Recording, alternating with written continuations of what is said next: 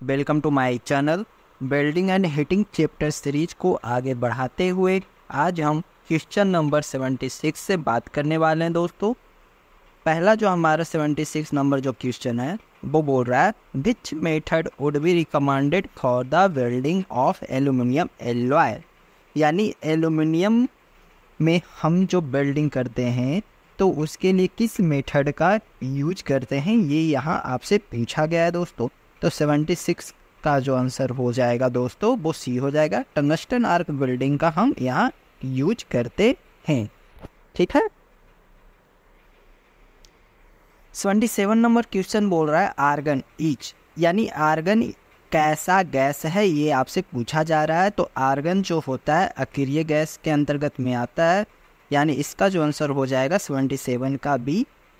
अक्रिय gas में हमारा argon, xenon, krypton भी आते हैं। तो 77 का आंसर यहाँ हमें बी मिलेगा।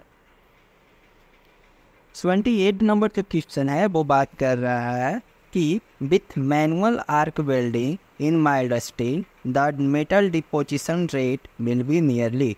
अगर हम माइल्ड स्टील वेल्डिंग करते हैं तो मेटल का डिपोजिशन रेट क्या होता है ये आपसे पूछ रहा है। तो 78 का आंसर हो जाएगा यहाँ पर ये 2 से 5 kg पर आवर यहाँ हमें देखने को मिलता है डिपोजिशन रेट, ठीक है दोस्तों।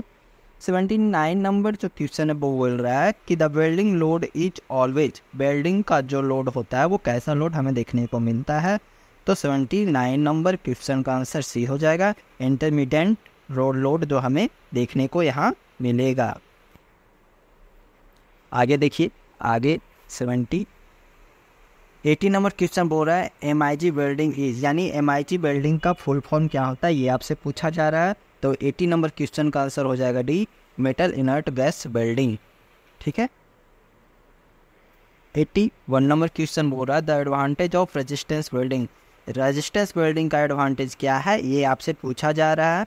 तो इसका आंसर हो जाएगा D, less skill required, reduce distortion और हायर प्रोडक्शन रेट जो है एडवांटेज है रेजिस्टेंस वेल्डिंग का।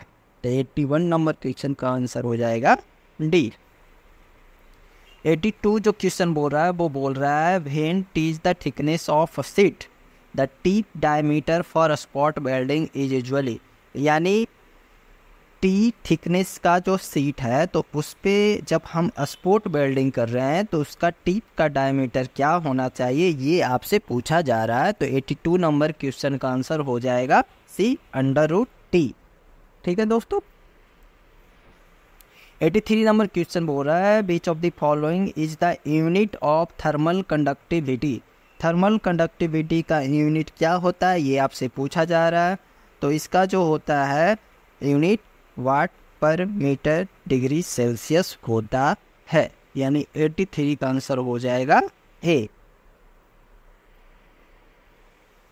84 नंबर क्वेश्चन देखिए क्या बोल रहा है आपसे। तो 84 नंबर क्वेश्चन बोल रहा है the highest value of thermal conductivity for, यानी ये जो 4 ऑप्शन दिए गए हैं इनमें से highest value of thermal conductivity किसका है ये आपसे पूछा जा रहा है। तो 84 नंबर क्वेश्चन का आंसर हो जाएगा ए, यानी सॉलिड आइस।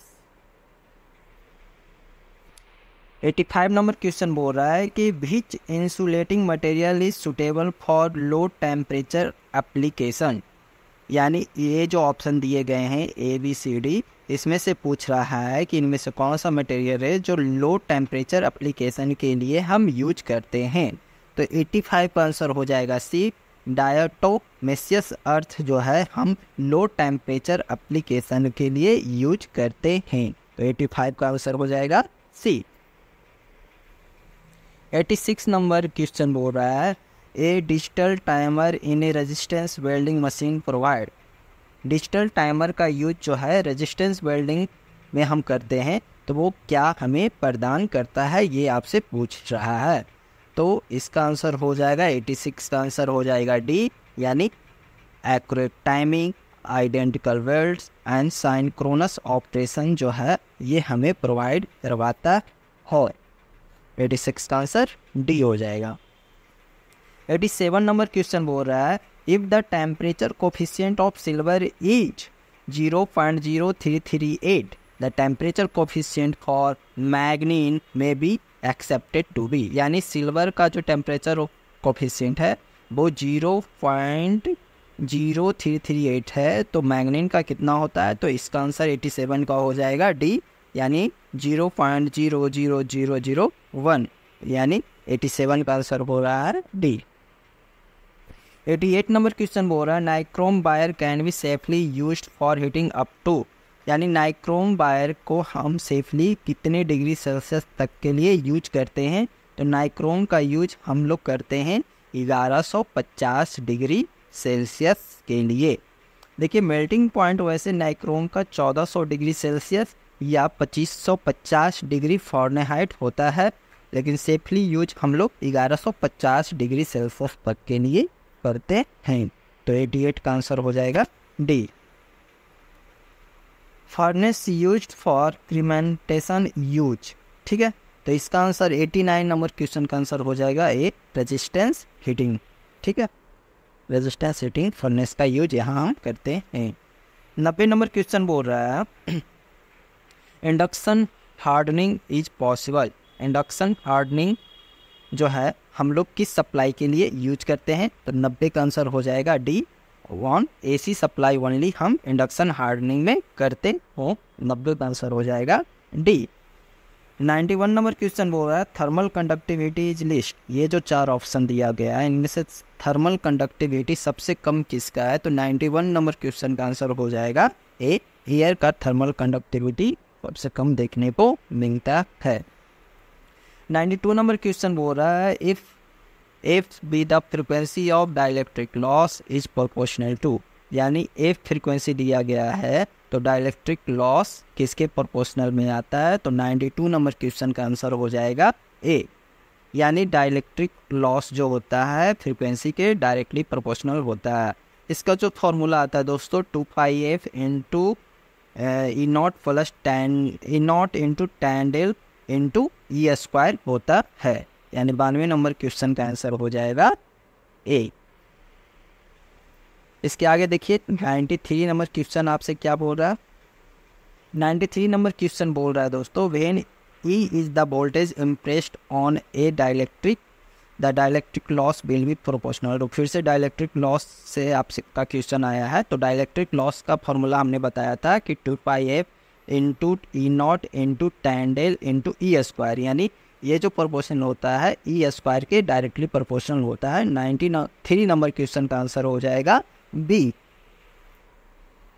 94 नंबर क्वेश्चन क्या बोल रहा है, 94 नंबर क्वेश्चन बोल रहा है for arc heating the electrodes are made of, arc heating में हम लोग किस का इलेक्ट्रोड बनाते हैं ये आपसे पूछा जा रहा है, तो 94 नंबर क्वेश्चन का आंसर सी हो जाएगा, हम ग्रेफाइट का यूज यहाँ जनरली करते हैं आर्क हीटिंग में, यानी 94 का आंसर हो जाएगा सी, ओके।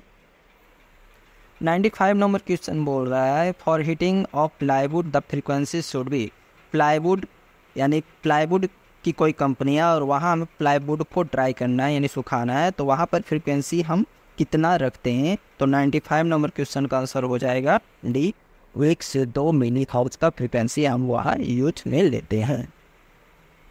96 नंबर क्वेश्चन बोल रहा है कि high frequency for induction heating can be generated by, high frequency हमें चाहिए इंडक्शन हीटिंग के लिए, तो कौन सा ऑसिलेटर हम यहाँ पर यूज करेंगे, तो 96 नंबर क्वेश्चन का आंसर हो जाएगा बी, स्पार्की गैप ऑसिलेटर का हम यहाँ यूज करते हो। 97 बोल रहा है ए मेटल बार में भी हीटेड इलेक्ट्रॉनिकली बाई, तो हम यहाँ यूज कर लेते हैं 97 नंबर क्वेश्चन में सी, इंडक्शन हीटिंग का यूज हम यहाँ करते हैं।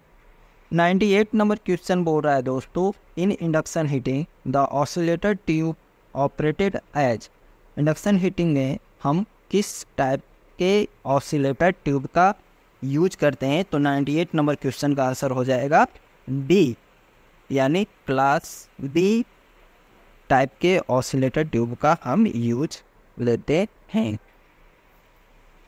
99 नंबर क्वेश्चन बोल रहा है in induction heating skin depth of penetration is proportional to, यानी इंडक्शन हीटिंग में स्किन डेप्थ जो है किसके प्रोपोर्शनल होता है, तो 99 नंबर क्वेश्चन का आंसर बी हो जाएगा, 1/√, फ्रिक्वेंसी के ये प्रोपोर्शनल होता है।